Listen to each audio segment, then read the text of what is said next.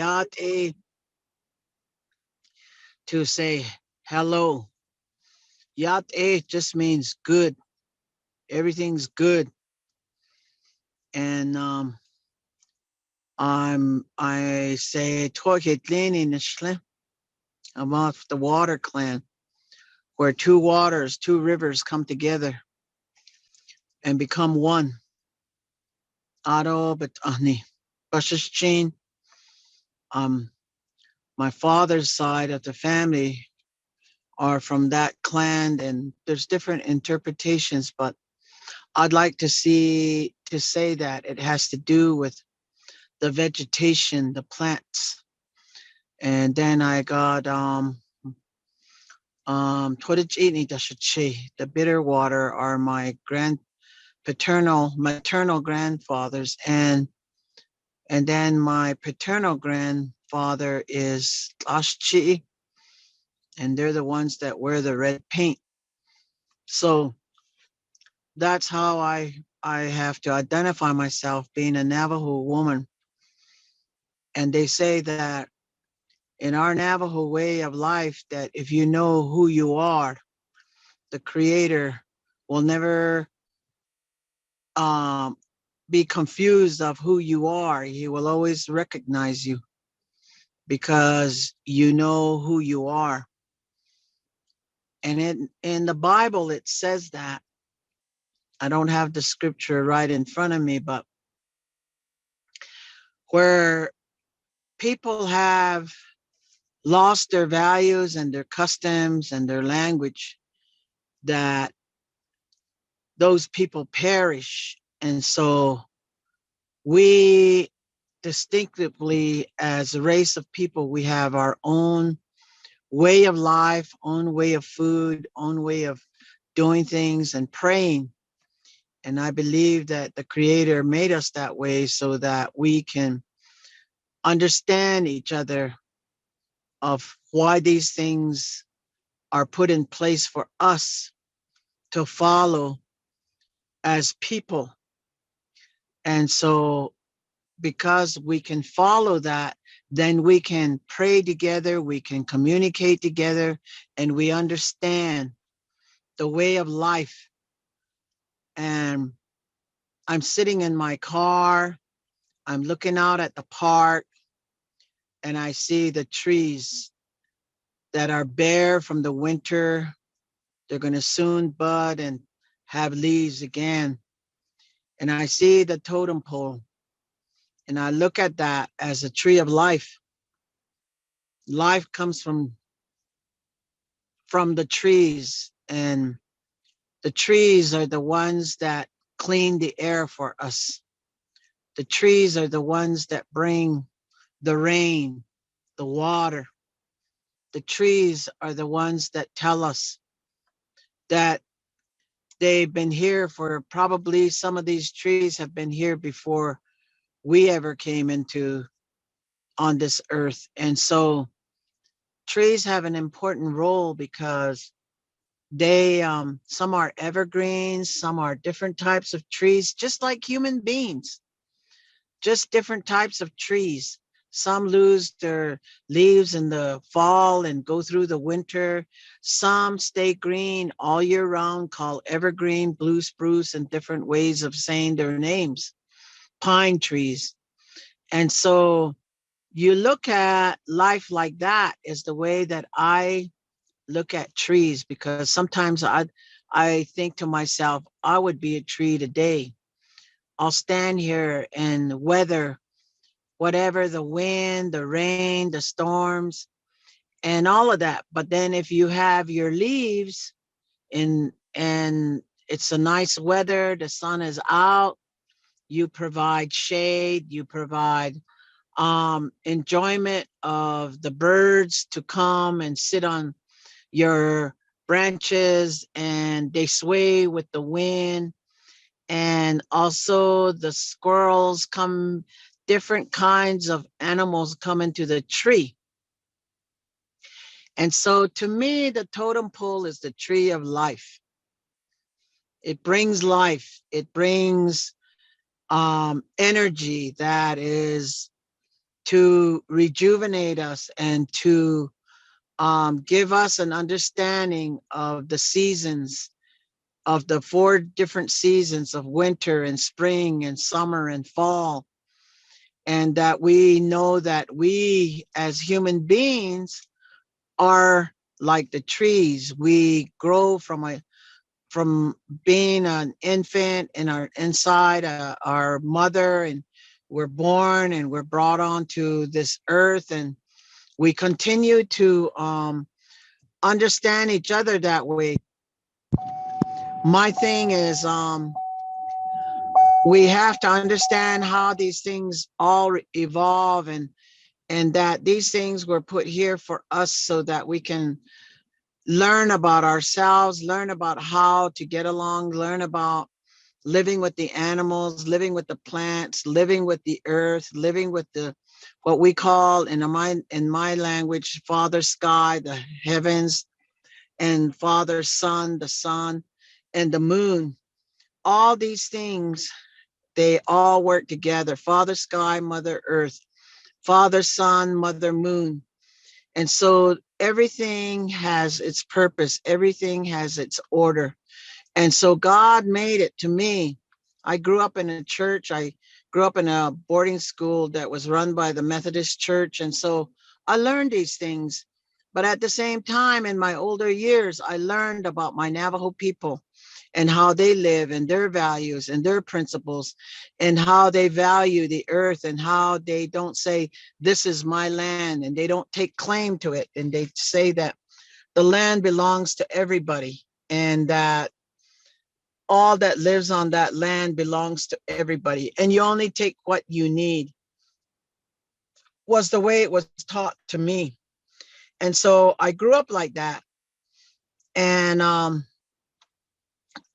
my mother taught me that, my father taught me that. And I value and treasure those kind of teachings, because those are the ways of being humble. Those are the ways of having gratitude, being thankful of what you have. And so the Apaches, San Carlos Apaches down in Oak Flat, you know, I heard that the Pope went there, or the bishop or the Pope went there and said, this is not a sacred land. But in the Bible, it says all of the earth is sacred. How can you say that a certain area of land is not sacred? And I question it to say, why, if the Apaches said this is our sacred land and we don't want the copper mine to come in and to desecrate the earth where we live, why couldn't the Pope or the bishop or whoever, the man of God that came there to bless that land so that it could be what it was to the Apaches, a sacred place? And so I wonder about how, those corporations and the government and all of that see human beings. And we deal with it all the time on Navajo land with uranium.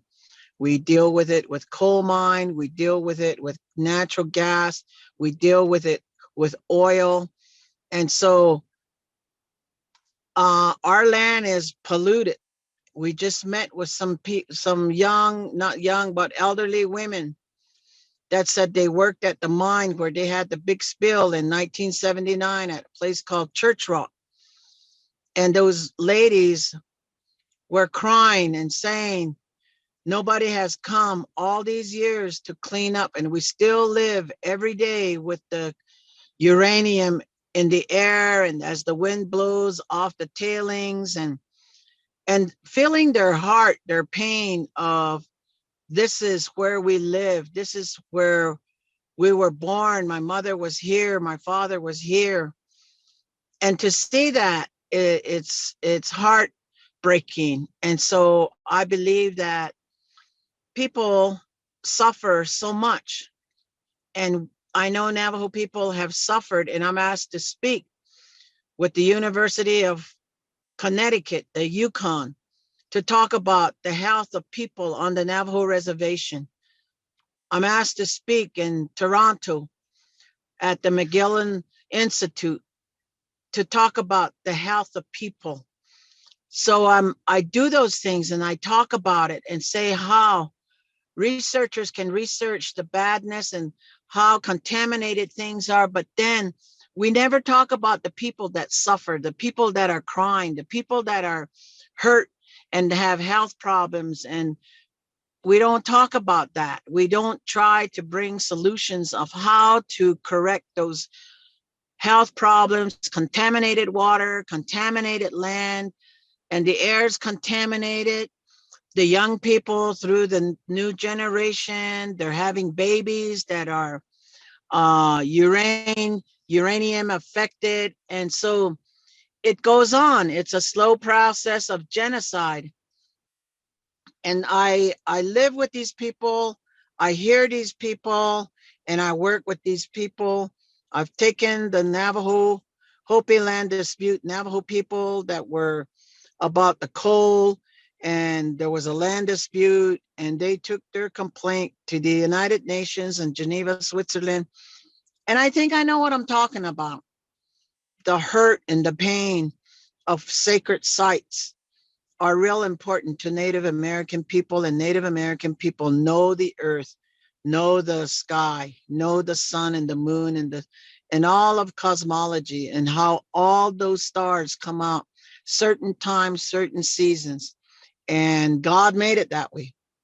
It's an order of a natural order of things.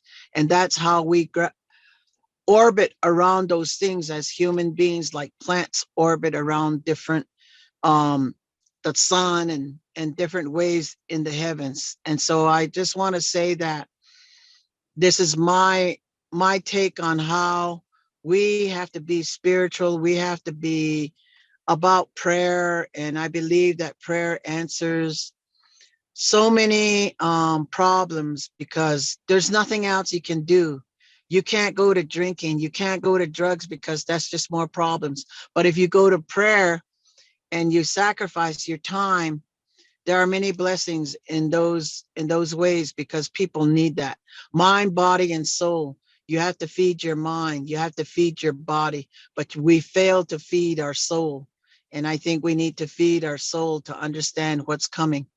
And great changes are going to come, and we have to be prepared.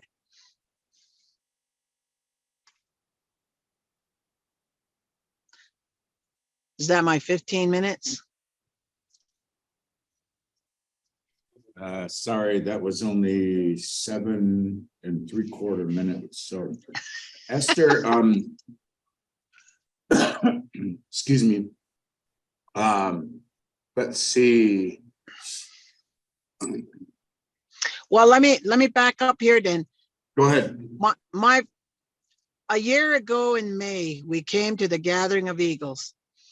And when I left and I was invited to go to the Gathering of Eagles and to go from these different islands with the Lummi people, when I left and got on the plane, my thing was, I called it a spiritual journey for me. It was a pilgrimage about the water, about the ocean, about the depth of the ocean and all life in the ocean, wanting to understand the power of water. We get rain here and it comes through the ocean from the Atlantic and the Pacific. And so I went on a pilgrimage to Lummi, and I learned from the Lummi people that the power of water, the meaning of the whale, the meaning of the orcas, the meaning of salmon, and all life's form in the water, and to understand the ocean, to understand the movement and the rhythm of the ocean, and how do you present yourself to the ocean, and how you present yourself to all living forms in the ocean. And so my trip was to understand that, and how can I be a better Navajo woman and a better grandmother to understanding these things, so that I have knowledge and wisdom to share with my people here and my grandkids and my family. And so I really gained a lot of friends and family and relatives with Doug and Siamawik and the two babies and Doug and other people there. And I just find that that was a very powerful trip, and going to Pittsburgh with them to talk about the corporation, the convergence of the energy corporations there, and trying to get them to become aware that these things are very sacred. The air and the water and the land, the alliances of the land, the earth, the the air and the water. And so we have to protect those things, because that's our lifeline. And that was important to me. And we went to Niagara Falls and to see the water and the power of the water. And I just have to share that with you, because it was a very important trip for me too, to go to Pittsburgh.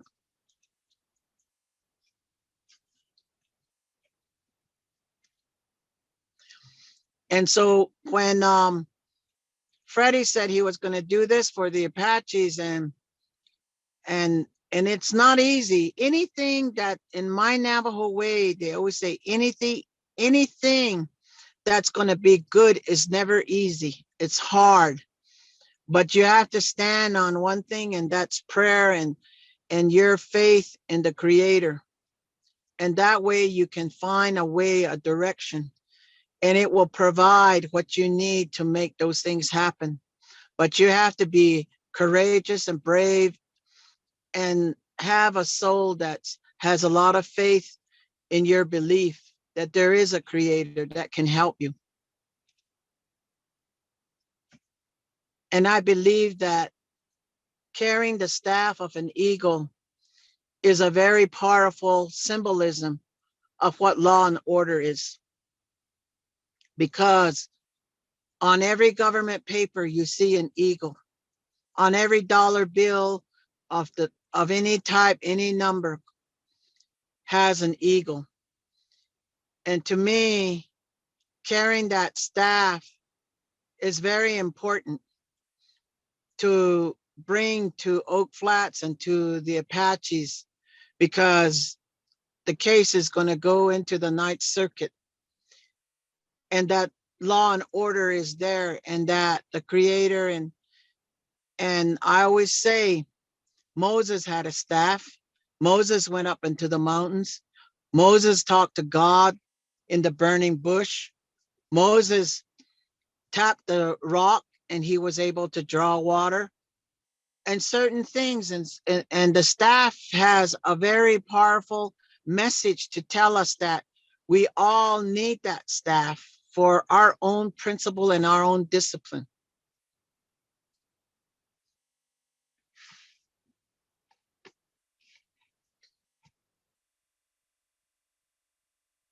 Oh, Sam.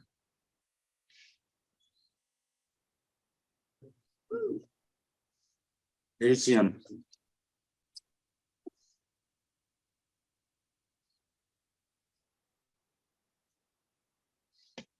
That's me going on there. Okay, well, I'm going to say that Go ahead, Mama. Go ahead. My last word is I'm thankful for all of you helping Freddie and being there with Doug and Siamawik and the two boys. They're only going on their belief and their faith in God, and that's the way they're traveling. And I believe that they're given directions on how to move forward in this journey for the Apaches of Oak Flats and for all Indigenous people and Native Americans across the country and around the world. So I thank you for your help, support, and understanding because I support them. And I pray on a daily basis. Every time I can say a prayer, I pray for them so that they will have that safe journey and that message will be presented and projected out. Thank you. OCM. OCM. Can you hear me okay? Yes. Okay, can I get an OCM? OCM. Thank you, Esther. We want to bring up our relative here, Liz Satayakam from the homeland here, from Medicine Creek Treaty Tribe, is recognizing our relative here. Come on up, Liz. Hate to put you on the spot, but I know that Sam. Hi there. She's got double. Do you like that? You got double shot there on her. The old Indian trick. I learned from Eric here. Good evening, everybody. How are you? Oh my gosh, what a wonderful, beautiful gathering. I'm sorry, my name is Elizabeth Satayakam. I'm a full-blooded Quileute from La Push. I'm married into the Puyallup family. Robert Satayakam is my husband, and what an incredible afternoon. I just got off of work, and it's just like, I can't even put into words how blessed I am to be here. The totems, you know, the totems have come through a few times. And I remember the first time it came through, it was just like, wow, what a huge, beautiful gathering, right? And seeing all the people and hearing the songs and seeing all the young people. My nephew and my son were here, and they were just little guys then. So you know that was a long time ago, because my son's like this right now, right? And but this, I remember this Oak Flat deal because we're anybody remember Travel Talk Radio? We were the ones that were talking about Oak Flats and the desecration that's happening. And I remember me and my husband talking about, I don't know, just the tragedy, the horrific, you know, I just can't wrap my head around, well, I guess I can, but personally, I can't imagine somebody coming in and literally just ruining water, beautiful waterways. Because if you know my husband, it's all about the water, right? It doesn't matter if it comes from the ocean, the river, the stream, the tap water, the well water, right?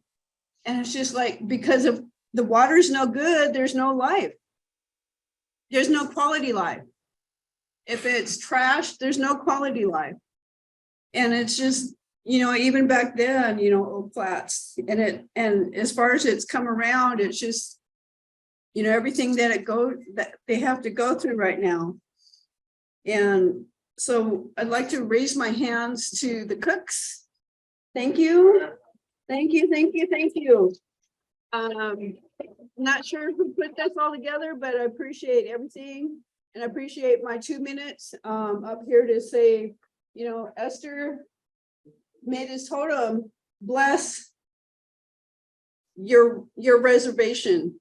You know, may it bless the waters, may it bless the people and heal and be stopped.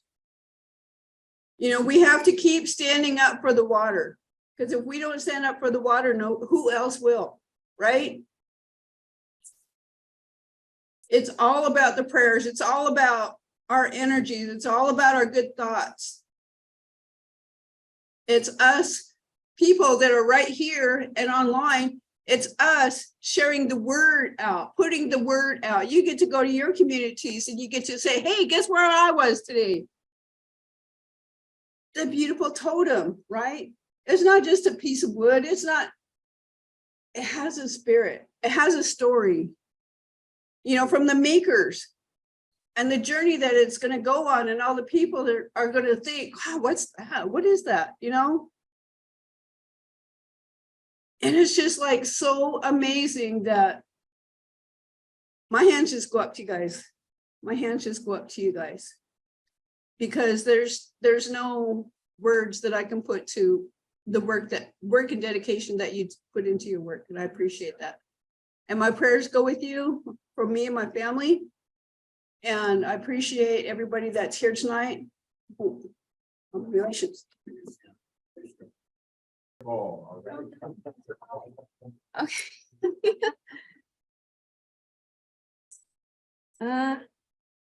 Sorry. Oh, thank you. My name is Kayla Jenkins, and just a little earlier today, Doug Mackey invited me to come and say a few words about a friend of mine, Eduardo Mendua, who was a leader of the Kofan Nation in the Ecuadorian Amazon. He was leading his people's resistance to oil operations there in their territory. And back in December, Eduardo did an event right here at Traditions with us, with the Learning Rights Relations group, to talk about their resistance. And on Sunday, February 26th, Eduardo was assassinated. He was killed in his village, very near to his home, because of his leadership against the oil company that wanted to drill there. I think it's incredibly important for all of us to stand in solidarity with land defenders everywhere. And I'm humbled and grateful to be here in solidarity with the Apache people of Oak Flat, who are protecting their sacred land. And the Kofan are also defending their sacred spaces. They're the places where their ancestors' spirits go and where their invisible Kofan people live. And this source of food and water that if the company is allowed to drill there, it will be destroyed, and their children will not be able to live as their ancestors lived. And I just wanted to share a little bit about them, because although these people, the Kofan, the Apache, may seem very far away from us here in Olympia, we're all connected. We're all connected by the water, by the air, by the earth. And as I had the privilege to go down there and meet Eduardo and his community, we're beautiful people. We're all one big family. And I think that's important to realize and to help others realize too. So although Eduardo was killed for his efforts, the resistance to oil in their community continues. His wife has shown incredible fortitude, courage, and she spoke to a large gathering of people in Quito, Ecuador, on the 8th of March. It was International Women's Day, and they had thousands of people who came and turned out for a march. She said, they thought they could silence my husband by killing him, but they didn't realize that many more voices would rise up in his place. And I think that's a very powerful thing for anyone who knew him. There's no way that we could stop the fight to protect the Kofan land after he gave sort of the ultimate sacrifice. And now his son, Adrian, or Edwin, is taking on the leadership role. And he's only 20 years old, and he's decided he wants to follow in his father's footsteps. So thank you very much for listening to this story that I've shared with you. And again, I think it's very all connected. And while we were outside with the totem pole and during the blessing, I felt Eduardo's spirit with us. And I know he would have wanted to participate in this, virtually by Zoom if he had been able to. And of course, later, if anyone would like to learn more, I'd be happy to talk with you about the Kofan resistance and to oil. And thank you all for what you're doing. I'm so glad to be here with you.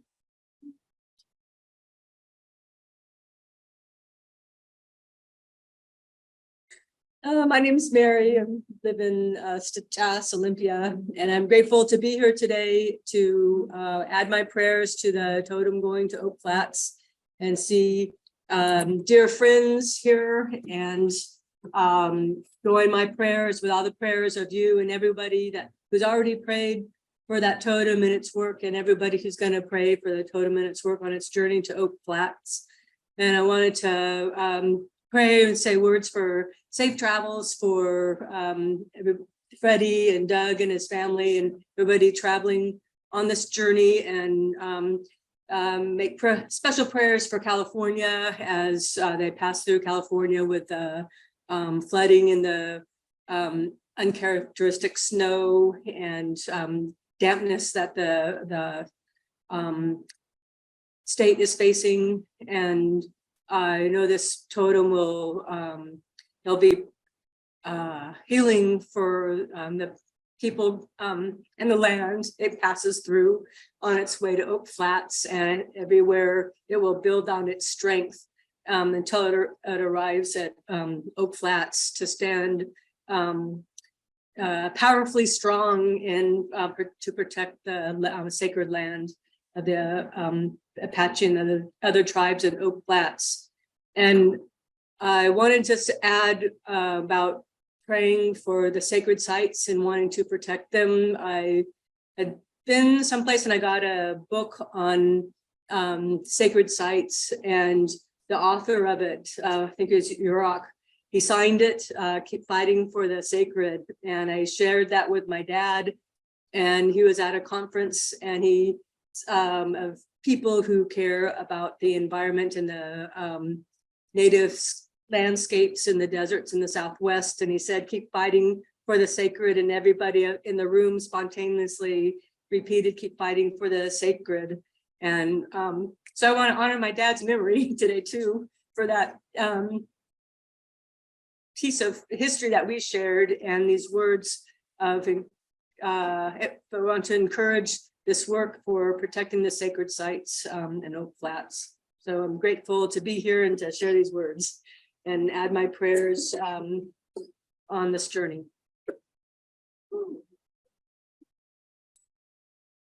Thank you to all those that spoke. Thank you, Joby, for blessing us with your presence. I'm glad you were just dropping by. I don't think it's a coincidence that our relatives here come to share in a good way. I'd like to thank our elders for bringing out the sunshine today. Thank you. Thank you for opening the way. Thank you to the cooks. Thank you to our friends here in the Interfaith community, Pastor Corey, Doug Mackey, Pat Rasmussen. Thank you for bringing Eduardo's story, because I just heard about it. And I just want to say that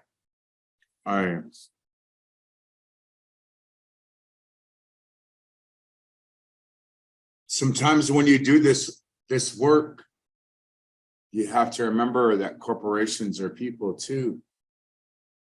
And what's happening with the Oak Flat, well, that's a foreign mining company, a British Australian mining company, Resolution Copper.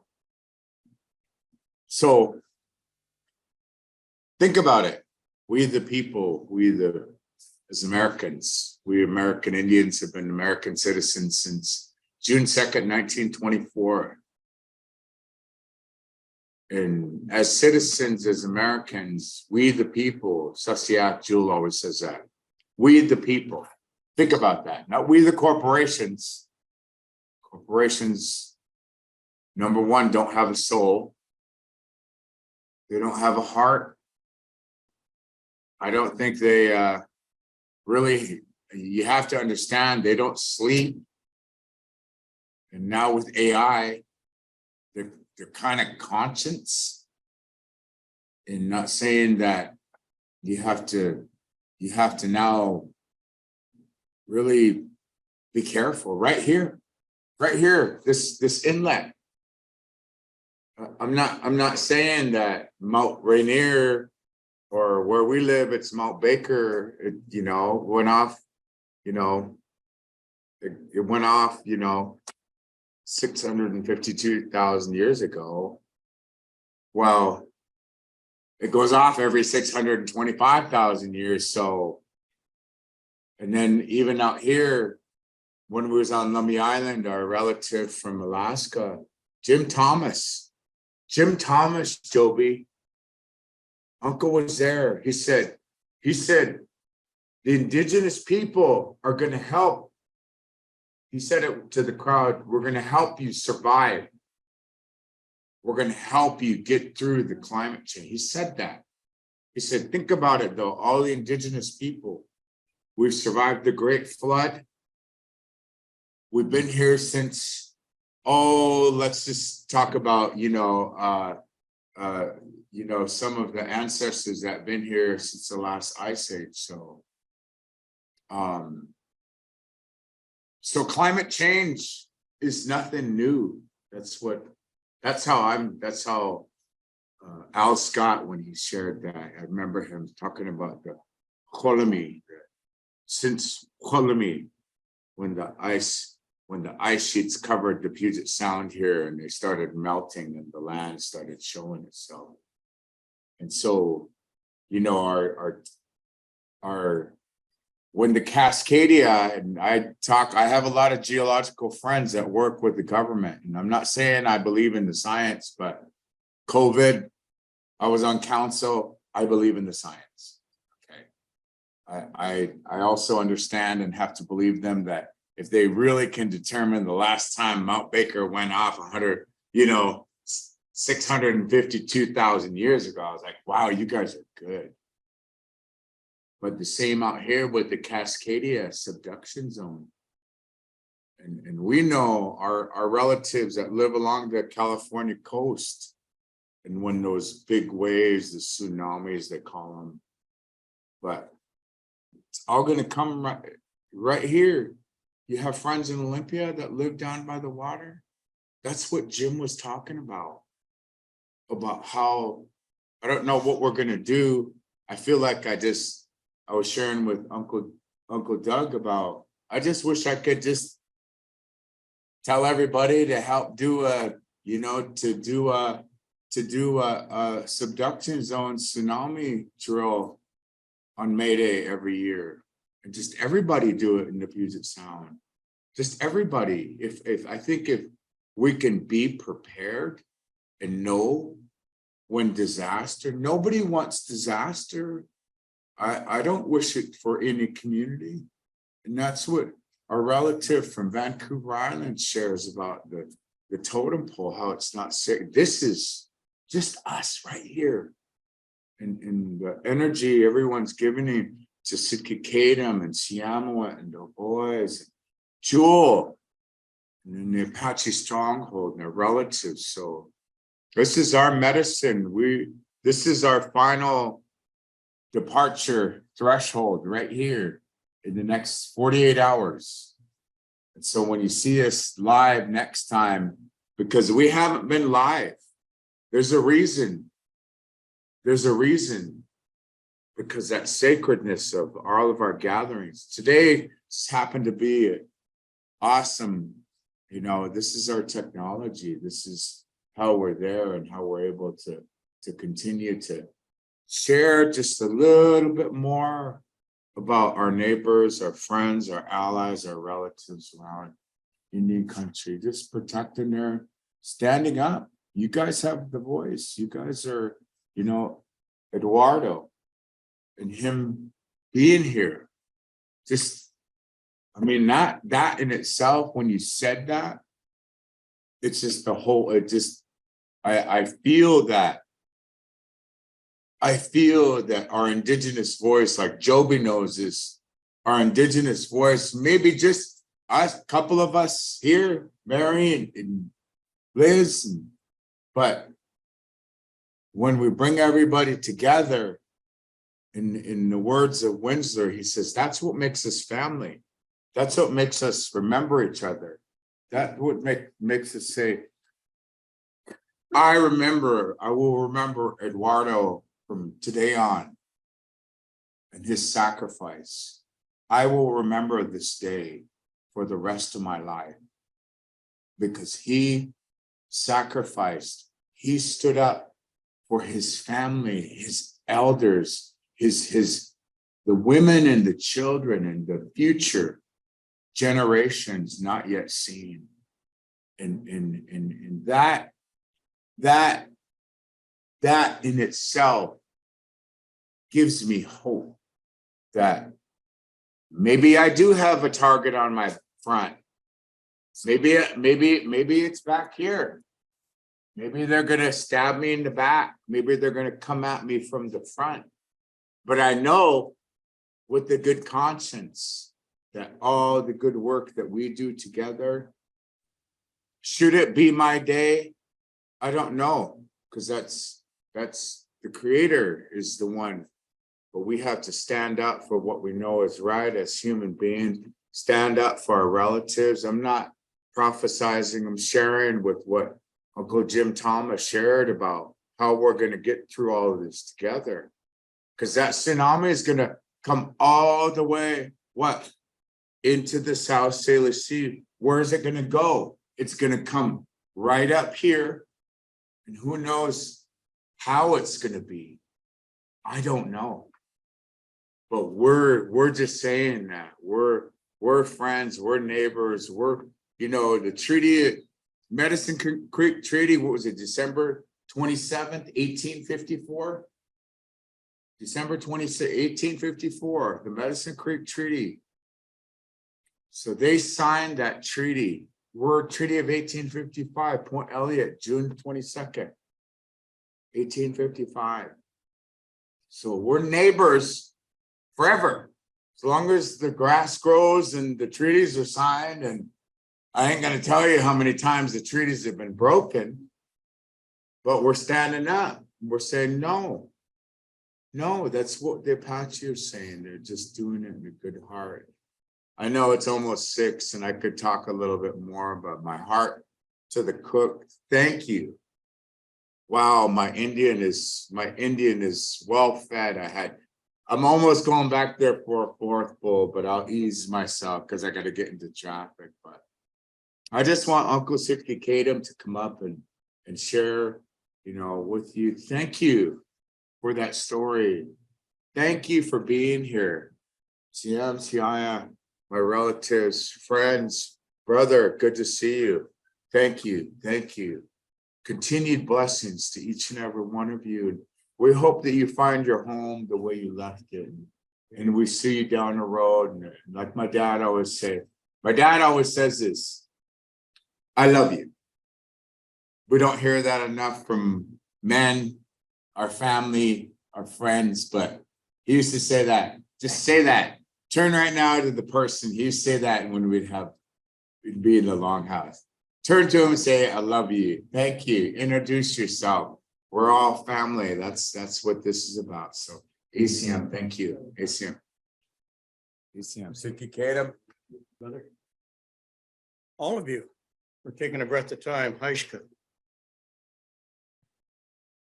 Esther, just reaching out to you and letting you know that we love you. Hazel, saying hi to you and we love you too. We'll be back down that way before long.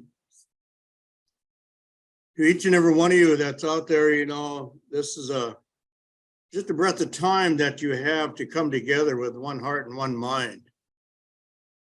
We're all have a piece of the puzzle. And if you don't come forward with your piece of that puzzle, the picture's never going to be complete. You do matter. You do matter. What you do with that piece of puzzle, if you don't come forward and say, yes, I do care. And here's my piece. I want to put it where it belongs. You'll get that aha moment and you're going to know exactly where you fit. You know exactly where you're going to put it and you're going to get a glimpse of the picture. The song I'd like to share with you is called The Ite Swallowin'. It came from the minke whale that laid down her life upon our beaches in the early 90s. And we've used this across this country at the first pole journey that we went on, and that was the 9/11. And so we had another one for That was for New York. We had another one for Shanksville for all those that sacrificed their life on Flight 93. We brought another pole right to the Pentagon, 3-piece, and we stood that one in the Congressional Cemetery. These were gifts just to lift up the people in the nations, to allow people to have somewhere to put that prayer and that cry and send it across country for those that died and those that are left behind. I'd swallow.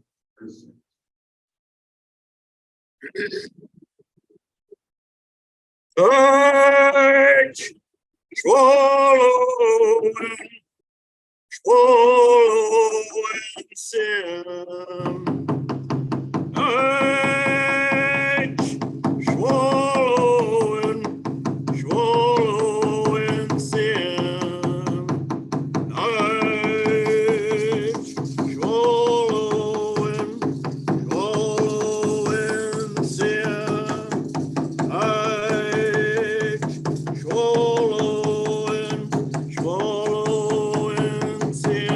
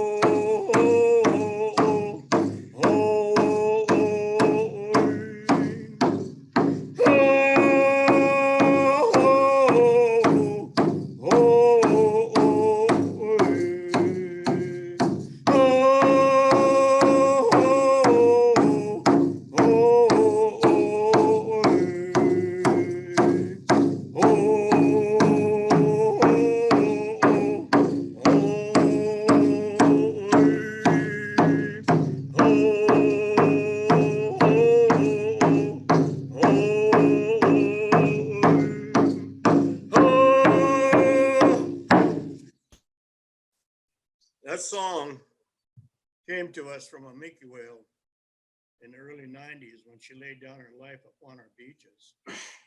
And at the last heartbeats before she passed, that song came.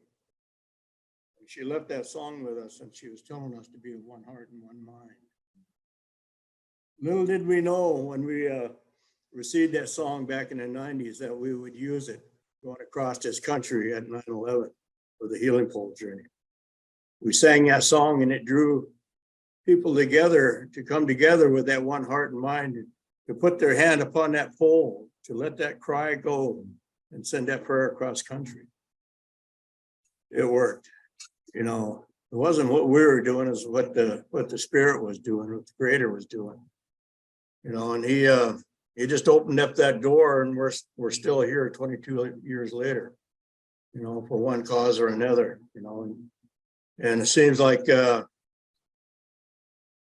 we can't stop what we're doing. You know, we're just continue to move forward, and we just let the Spirit have his way, you know. And, you know, Fred's been with us from the beginning, you know, right from the get-go. Kurt Russo was another one. He was another road warrior, recognized, you know, for lining a lot of things up for us, you know, and so we're grateful, you know, to just cross paths with each and every one of you that comes across our path, you know. And like Fred says, there's something that clicked between us. There's something here. There's something happening. The seed's planted. What are you going to do with it? Are you just going to let it lay dormant, or are you going to let it grow and then let your voice be heard? It's for all these children that are coming up behind us to stand up for those that are going up the rivers or the salmon. You know, we don't step up now, are they ever going to be able to taste salmon in the future? You know, are they going to have clean water to drink?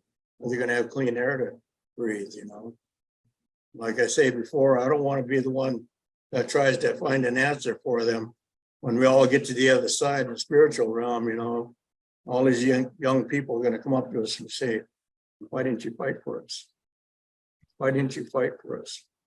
Didn't we matter? Didn't you care? You know, and again, Telecol said it louder than any. When she pushed her baby through the water, she's screaming at the two-legged. Our babies are dying. Our babies are dying. Don't you care? Don't you even care? You know, so that's where we're at. You know, our babies are dying. We got to do what we can for them. We pray that this drug epidemic that's been plaguing our people for so long, that the Creator has pity upon us and finds a solution to stop what's been happening to our babies. You know, they're dying out there. And so it's going to take a unity of all of us to stop these tidal waves of darkness that is coming at us. We can't do it alone. We need each and every one of us to make your voice countable. You know, save as many children as we can, you know, and pass something on, pass that baton on to them. I want to thank each and every one of you once again for the cooks, for that awesome food. If I can get a cup of that to go, I'd really appreciate it.